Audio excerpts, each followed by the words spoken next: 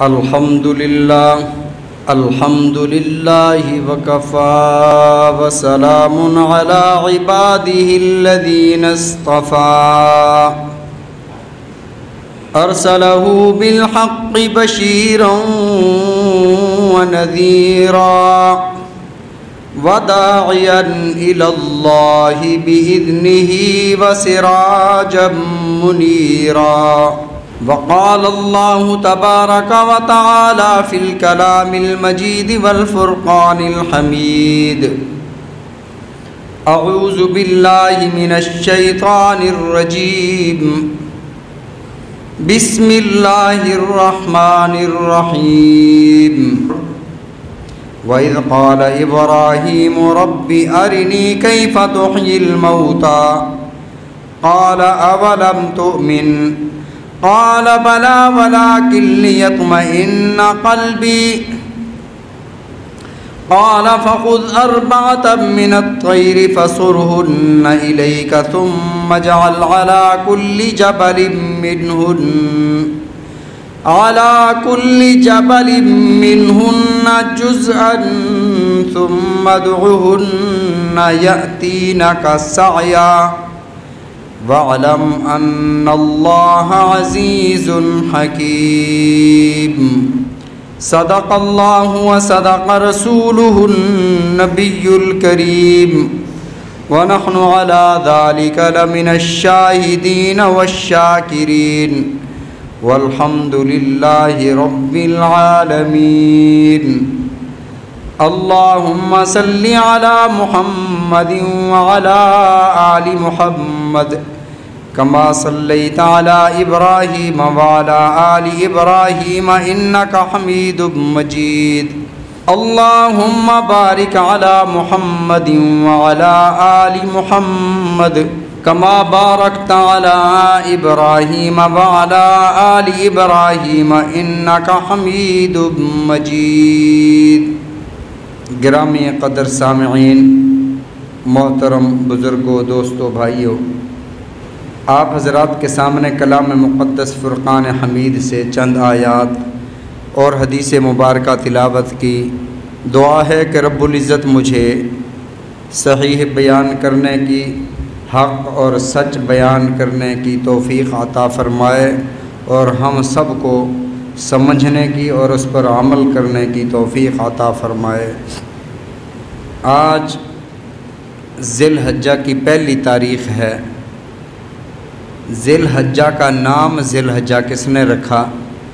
یہ جو 12 مہینے ہم شمار کرتے ہیں، اسلامی مہینوں کے نام عوام الناس کو کم ہی یاد ہوتے ہیں. یا تو اس مہینے کے چاند کا انتظار ہوتا ہے کہ آج چاند کی کیا تاریخ ہے، یا رمضان المبارک کے پہلے روزے پر یا آخری روزے کی چاند کی تاریخ کا انتظار ہوتا ہے، یا کبھی کوئی محرم کے مہینوں میں چاند کی تاریخ کا انتظار کیا جاتا ہے. پورے سال میں چاند کی تاریخ جو ہے وہ مسلمان یاد نہیں رکھتا. حالانکہ مسلمان کے لیے یہ ضروری تھا کہ چاند کے حساب سے یہ اپنا سارا نظام رکھتا، لیکن اس کے خلاف عیسوی سال سے انگریزی حساب کو یاد رکھا. جتنی بھی مسلمانوں کی عبادات ہیں وہ چاند سے جڑی ہوئی ہیں. عید الفطر ہے، عید الاضحیٰ ہے، رمضان المبارک کے روزے ہیں، یوم عاشوراء ہے، یہ چاند کے ساتھ وابستہ ہے. تو صحابہ کرام رضوان اللہ علیہم اجمعین نے ہجرت کے ساتھ تاریخ کو منسوب اس لیے فرمایا کہ ہجرت کے بعد اسلام پھلا ہے، اسلام پھولا ہے، اسلام کو اللہ نے ترقی عطا فرمائی ہے. تو ہجرت ہی اس کا سبب تھا. تو اس لیے ہجرت سے ہی اسلامی سال کا آغاز شروع کیا گیا، اور یہ ہجری سال کا آخری مہینہ ذی الحجہ ہے. یہ مہینے بنائے کس نے ہیں؟ یہ مہینے اللہ نے بنائے ہیں. سورہ توبہ میں اللہ رب العزت نے ارشاد فرمایا: ان عدت الشہور عند اللہ 12 شہرا. اللہ کے نزدیک مہینے 12 ہیں.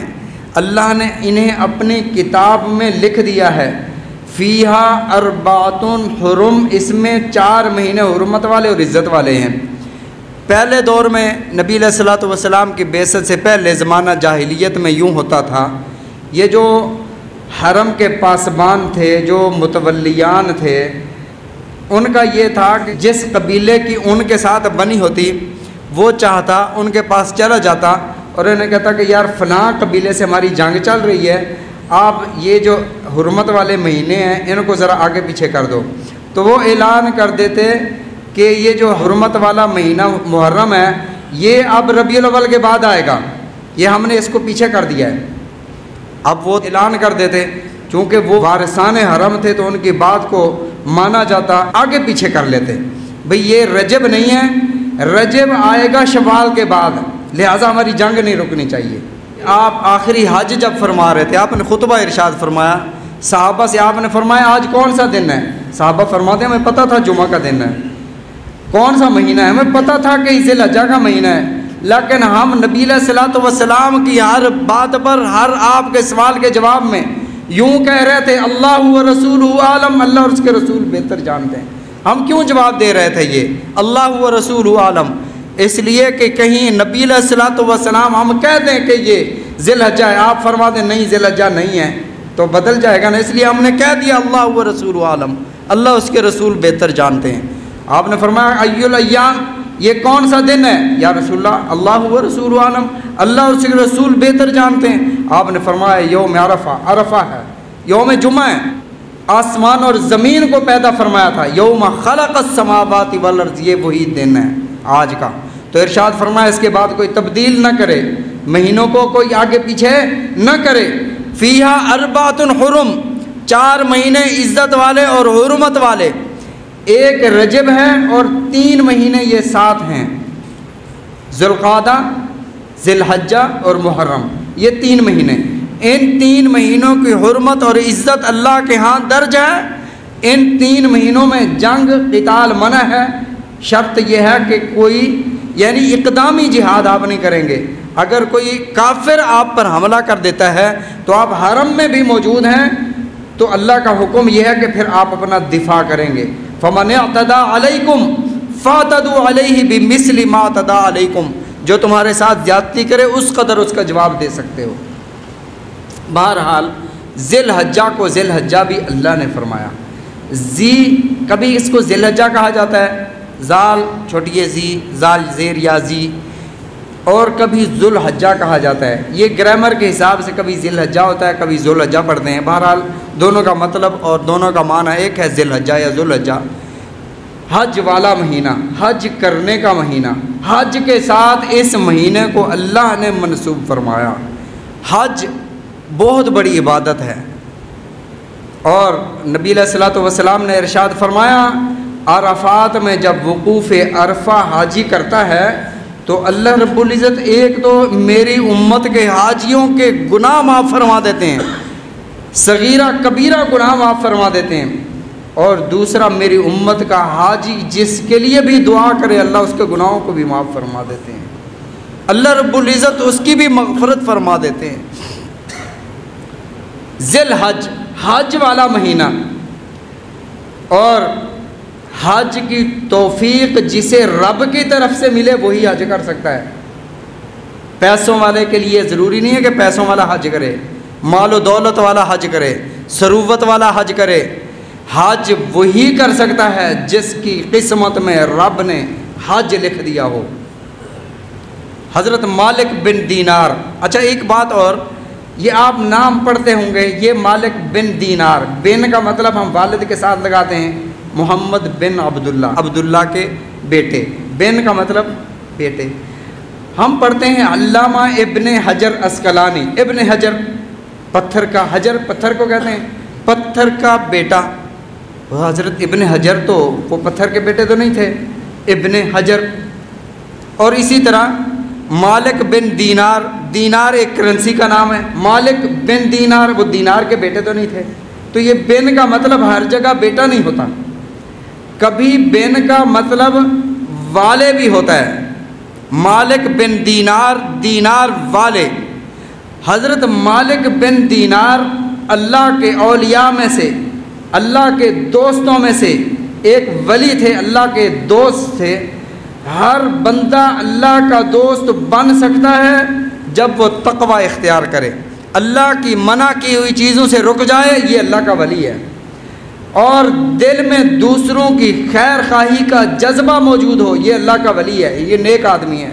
اگر آپ تہجد گزار ہیں، آپ 5 وقت کے نمازی ہیں، آپ قرآن پاک کی تلاوت روزانہ بلا ناغہ کرتے ہیں، آپ ہر بھلائی والا کام کرتے ہیں، لیکن اگر کسی مسلمان کو آپ نے مصیبت میں دیکھا اور آپ کے دل میں اس کی مدد کی تڑپ پیدا نہ ہوئی، آپ نیک نہیں ہیں۔ نبی علیہ الصلوۃ والسلام نے ارشاد فرمایا قیامت کے دن ظلم اندھیروں کی صورت میں ہوگا، اور کسی کو مصیبت میں دیکھ کر آنکھ بند کر لینا یہ بھی ظلم ہے۔ آپ نے ارشاد فرمایا انصر اخاک ظالما او مظلوما، اپنے بھائی کی مدد کرو وہ ظالم ہو یا مظلوم ہو۔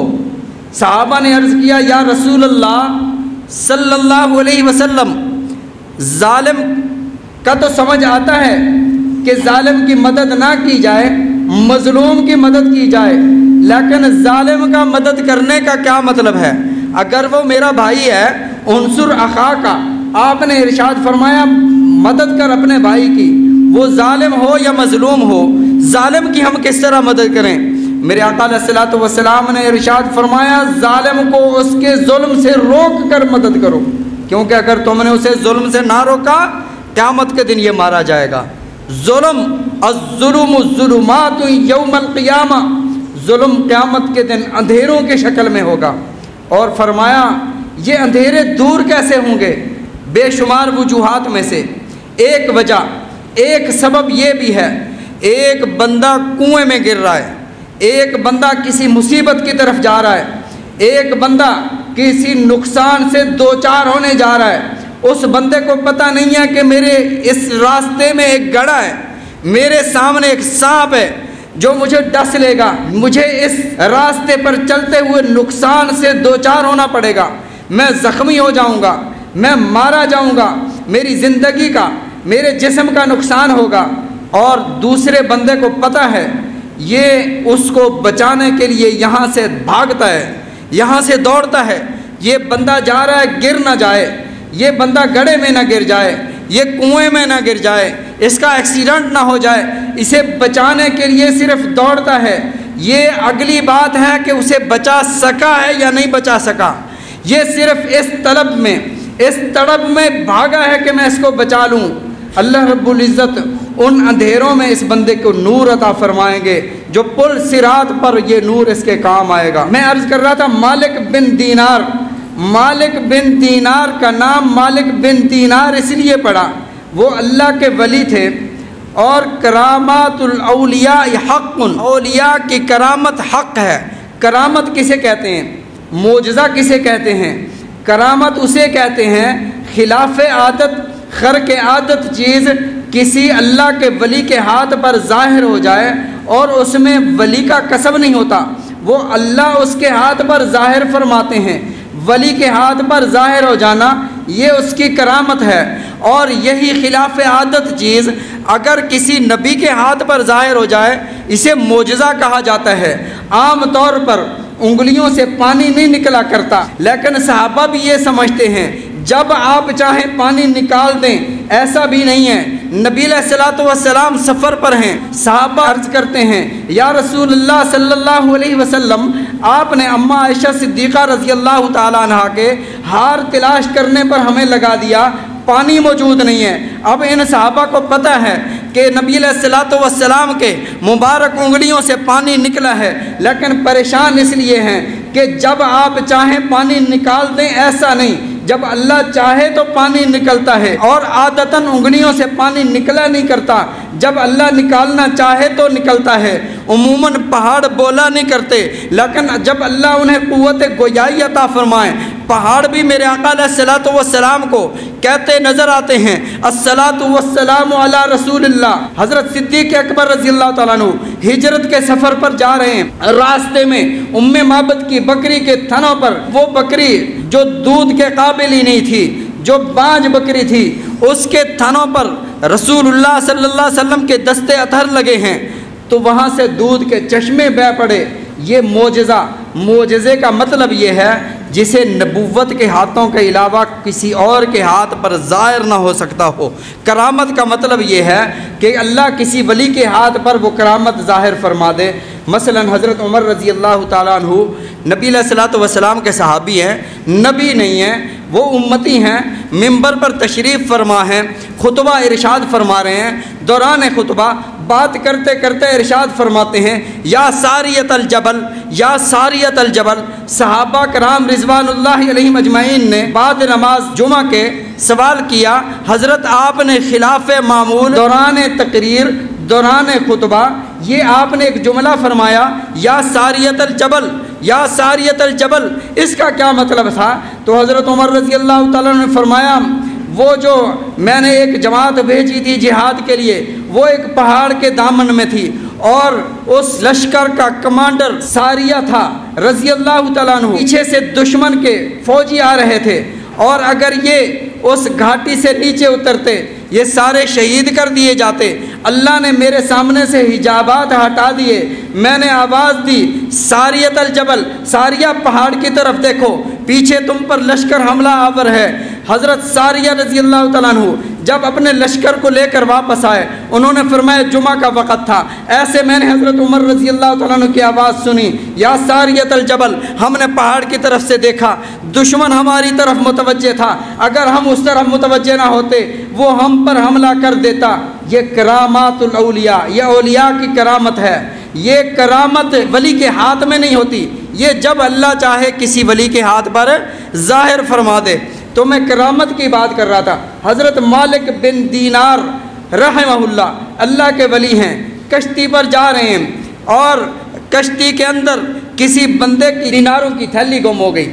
تو اس نے کہا کہ میرے جو دینار ہیں، مجھے لگتا ہے یہ کہ پھٹے پرانے کپڑوں والا یہ جو بندہ بیٹھا ہوا ہے نا، اس نے اٹھائی ہوگی۔ تو حضرت مالک بن دینار فرمانے لگے میں نے نہیں اٹھائی۔ اس نے کہا قسم کھاؤ۔ حضرت مالک بن دینار نے فرمایا میں اللہ کی قسم دینار کے لیے کھاؤں؟ اللہ بزرگ و برتر، اللہ کی شان و عظمت اس قدر بلند ہے، اس ذلیل دنیا کے لیے میں اللہ کی قسم کھاؤں؟ نانا میں تو قسم نہیں کھاتا۔ حضرت مالک بن دینار رحمۃ اللہ علیہ نے فنظر نظرۃ الی السماء، آسمان کی طرف نگاہ اٹھائی تو کشتی والوں نے دیکھا ایک ایک دینار مچھلی نے منہ میں پکڑ کر پانی سے سر نکالا ہوا تھا۔ یہ کرامت تھی حضرت مالک بن دینار کی۔ حضرت مالک بن دینار رحمۃ اللہ علیہ فرماتے ہیں کہ میں نے دیکھا گرمی کا عالم تھا، دوپہر کا وقت تھا، اور ایک معذور نوجوان گھسیٹتا ہوا جا رہا ہے۔ میں نے کہا بیٹھو بھی پانی پی لو، کہاں جا رہے ہو؟ کہتا ہے آپ کون ہیں؟ میں نے اپنا تعارف کرایا۔ کہتے مالک بن دینار میں حج کے لیے جا رہا ہوں، اور آپ تو پاؤں کے بل چلتے ہیں، آپ تو جلدی پہنچ جائیں گے، اور میں ذرا دیر سے پہنچوں گا، میں گھسٹ کر جا رہا ہوں۔ حضرت مالک بن دینار فرماتے ہیں گرمی کی وجہ سے اس کا چہرہ سرخ ہو چکا تھا، پسینے سے شرابور تھا۔ حضرت مالک بن دینار فرماتے ہیں میں نے اسے پیشکش کی کہ آپ کو سواری مہیا کر دیتے ہیں، تو غضبناک نگاہوں سے میری طرف دیکھا، کہا مالک بن دینار میں تجھے بڑا عقل مند سمجھتا تھا، بڑا تیرا نام سنا تھا، لیکن آپ مجھے یہ بات کر رہے ہیں کہ سواری مہیا کر دیں۔ کوئی ایسا بندہ جس کا مالک اس سے ناراض ہو، جس نے اپنے مالک کی نافرمانیاں کی ہوں، جرم پہ جرم کیے ہوں، اور وہ مالک کی بارگاہ میں معافی مانگنے کے لیے جا رہا ہوں، تو اسے پیدل جانا چاہیے یا سوار ہو کے جانا چاہیے؟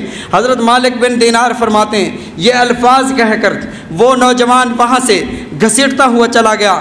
میں اس بات کو بھول گیا، حج کے ایام آئے، میں سواری پر سوار ہوا، حج میں پہنچا، میں نے طواف کیے، میں نے حجر اسود کے بوسے لیے، میں نے ملتزم پر لپٹ کر میں نے دعائیں کی، حتیم کے اندر نوافل پڑھے، وقوف عرفہ کیا، مینا میں گیا، وہاں لوگوں کا جمع غفیر ہے، لوگ جمع ہیں۔ تو میں نے لوگوں سے پوچھا کہ یہ مجمع کیسا ہے؟ انہوں نے بتایا کہ ایک نوجوان ہے، بڑی عجیب و غریب دل سوز دعائیں کر رہا ہے، اس کی دعا سنتے ہوئے دل پھٹنے کو آتا ہے، لوگ اس کی طرف دوڑ رہے ہیں۔ حضرت مالک بن دینار فرماتے ہیں میں بھی اس طرف چلا گیا، میں کیا دیکھتا ہوں، وہی جوان جو بہت عرصہ پہلے گھسیٹتا ہوا حج کے لیے آ رہا تھا، وہی نوجوان اللہ کے سامنے ہاتھ اٹھا کر دعا کر رہا ہے، میرے مولا تیری رضا کے لیے میں آیا، میں نے طواف کیے، تیری رحمتیں تھیں، تیری نعمتیں تھیں، تیری توفیق سے میں نے طواف کیے، تیری توفیق سے میں نے حجر اسود کا استلام کیا، تیری توفیق سے میں نے ملتزم سے لپٹ کر دعائیں کیں، تیری توفیق سے میں نے مقام ابراہیم پر سجدے کیے، تیری توفیق سے وقوف عرفہ کیا، مینا میں پہنچے ہیں۔ میرے مولا میرے پاس اس تن پر سوائے احرام کی چادروں کے کچھ بھی نہیں ہے، اب لوگ قربان گاہ کی طرف جائیں گے، اپنی اپنی قربانیاں دیں گے، میرے مولا میری جان کے علاوہ میرے پاس کچھ نہیں ہے، لوگ اپنے جانوروں کی قربانیاں کر رہے ہیں، اپنی بارگاہ میں میری قربانی قبول فرما۔ حضرت مالک بن دینار فرماتے ہیں اشہد ان لا الہ الا اللہ و اشہد ان محمد رسول اللہ کہا اور جان اپنے مالک کے حوالے کر دی۔ حضرت مالک بن دینار فرماتے ہیں اس طرح وہ معذور بندے کی قبولیت اور معذور بندے کا حج پوری زندگی میں نے نہیں دیکھا۔ جب میں نے یہ واقعہ پڑھا حضرت ابراہیم علیہ السلام کے متعلق، وَإِذْ بَوَّأْنَا، اے ابراہیم آپ نے بیت اللہ میرا گھر مکمل فرما دیا۔ وَإِذْ بَوَّأْنَا لِإِبْرَاهِيمَ مَكَانَ الْبَيْتِ أَلَّا تُشْرِكْ بِي شَيْئًا وَطَهِّرْ بَيْتِيَ لِلطَّائِفِينَ وَالْعَاكِفِينَ وَالْقَائِمِينَ وَالرُّكَّعِ السُّجُودِ۔ اے ابراہیم مکان بیت اللہ بن جانے کے بعد اب لوگوں کو آواز دو۔ حضرت ابراہیم علیہ السلام نے اللہ کی بارگاہ میں عرض کی اللہ میں کیسے آواز دوں، میری آواز کہاں تک پہنچے گی؟ اللہ نے فرمایا ابراہیم آواز لگانا آپ کا کام ہے، دنیا کے کائنات کے کونے کونے میں اس آواز کا پہنچانا اس اللہ کا کام ہے جس اللہ نے اس بیت اللہ کے مکان کی نشاندہی فرمائی، آپ نے تعمیر کیا۔ حضرت ابراہیم علیہ السلام نے اعلان حج فرمایا وَلْيَطَّوَّفُوا بِالْبَيْتِ الْعَتِيقِ، لوگوں اس گھر کا طواف کرو، یہ اللہ کا حکم ہے۔ تو اللہ نے فرمایا اونٹنیوں پر سوار ہو کر اونٹنیاں چلتے چلتے دبلی پتلی ہو جائیں گی اور لوگ پیدل اس گھر کے لیے آیا کریں گے، طواف کے لیے آیا کریں گے۔ حضرت جنید بغدادی رحمۃ اللہ علیہ فرماتے ہیں میں حج کر رہا تھا، میں طواف کر رہا تھا، ایک دبلی کمزور پتلی اور ایک نحیف لڑکی عشقیہ اشعار پڑھ رہی تھی۔ میں نے کہا اے بچی یہ اشعار پڑھنے کی جگہ تو نہیں ہے، یہاں تو لبیک اللہم لبیک لا شریک لک لبیک ان الحمد والنعمت لک والملک، یہاں تو اللہ کی تسبیح، اللہ کی تحمید، اللہ کی تحلیل کے ترانے گانے ہیں، یہاں تو اللہ کی تسبیح و تحمید کرنی ہے، یہ تو کیا گا رہی ہے؟ تو وہ کہنے لگی کس کا طواف کر رہے ہو؟ کہا اس گھر کا طواف کر رہے ہیں۔ تو اس لڑکی نے کہا، اس بچی نے کہا جنید بغدادی بغداد سے اتنا سفر کر کے آئے ہو، جن کے دل پتھر کے ہوتے ہیں وہ پتھر کے گھر کا طواف کرتے ہیں، میں تو رب بیت عتیق کے گھر کا طواف کر رہی ہوں، میں تو اس تجلیات کا طواف کر رہی ہوں جو تجلیات یہاں پر وارد ہو رہی ہیں۔ تو فرمایا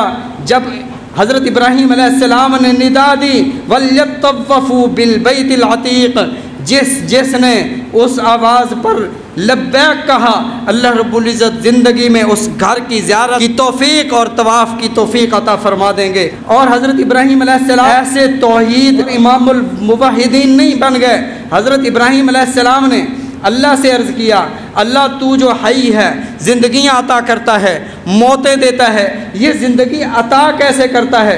اس بات کو اللہ نے قرآن پاک میں ارشاد فرمایا۔ حضرت ابراہیم علیہ السلام نے اللہ سے پوچھا اللہ تو زندگیاں کیسے دیتا ہے؟ اذ قال ابراہیم ربی ارنی کیف تحیی الموتى، اللہ میں دیکھنا چاہتا ہوں زندگیاں کیسے عطا کرتا ہے۔ تو اللہ نے فرمایا اولم تؤمن، کیا تمہیں ایمان نہیں ہے کہ میں زندگیاں عطا کرتا ہوں؟ کیا تمہیں یقین نہیں ہے؟ قال بلا ولکن لیطمئن قلبی، اللہ یقین تو ہے لیکن اپنے دل کا اطمینان چاہتا ہوں، دیکھنا چاہتا ہوں کہ اللہ کیسے تو زندگیاں عطا کرتا ہے۔ قال فخذ اربعۃ من الطیر فصرهن الیک ثم اجعل علی کل جبل، فرمایا 4 پرندے لو، ان کے ٹکڑے ٹکڑے کرو اور ان چاروں کے ٹکڑے کر کے خلط مل کر دو، ان کو ملا دو، ملا کر 4 پہاڑوں پر بکھیر دو۔ سورہ بقرہ میں 3 پارے کے اگلے رکوع میں 2 رکوع میں اس کا ذکر ہے۔ فرمایا فَصُرْهُنَّ إِلَيْكَ ثُمَّ اجْعَلْ عَلَى كُلِّ جَبَلٍ، ہر پہاڑ پر ٹکڑے بکھیر دو، ٹکڑے کر دو اور وہ ٹکڑے بکھیر دو، الگ الگ کر دو۔ ثم ادعوہن یاتینک سعیا، پھر تم ان کو بلاؤ، ان کو کہو جن جن پرندوں کو آپ نے پھینکا تھا ٹکڑے ٹکڑے کر کے، انہیں اپنی طرف بلاؤ۔ تو فرمایا حضرت ابراہیم علیہ السلام نے ایسے کیا، 4 پرندے لیے اور ان کے ٹکڑے ٹکڑے کر کے پہاڑوں پر ان کے ذرات بکھیر دیے۔ ثم ادعوہن، جب انہیں بلایا، سعیا، اس کا سر ادھر جا رہا ہے، اس کا پر ادھر جا رہا ہے، اس کے ٹکڑے مل رہے ہیں، پرندے مکمل بن کر سعیا، دوڑتے ہوئے اڑتے ہوئے حضرت ابراہیم علیہ السلام کے سامنے آ گئے۔ اللہ نے فرمایا ابراہیم دیکھنا چاہتا تھا نا، ایسے میں کرتا ہوں، زندگیاں ایسے کرتا ہوں، تو مر جانے کے بعد یہ کوئی نہ سمجھے ہڈیاں ہو جائیں گی، مر جائیں گے، مٹی میں مل جائیں گے، رب کے سامنے کھڑے ہو کر تم نے ہر چیز کا حساب دینا ہے۔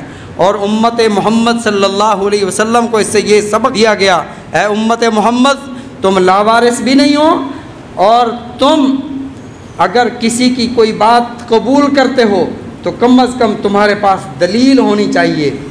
اور دلیل ہمارے نزدیک کیا ہے؟ اللہ کا قرآن اور حضرت محمد الرسول اللہ صلی اللہ علیہ وسلم کا فرمان۔ دعا ہے کہ رب العزت ہم سب کو کتاب و سنت کے مطابق زندگی گزارنے کی توفیق عطا فرمائے۔ وآخر الدعوانا الحمد للہ رب العالمین۔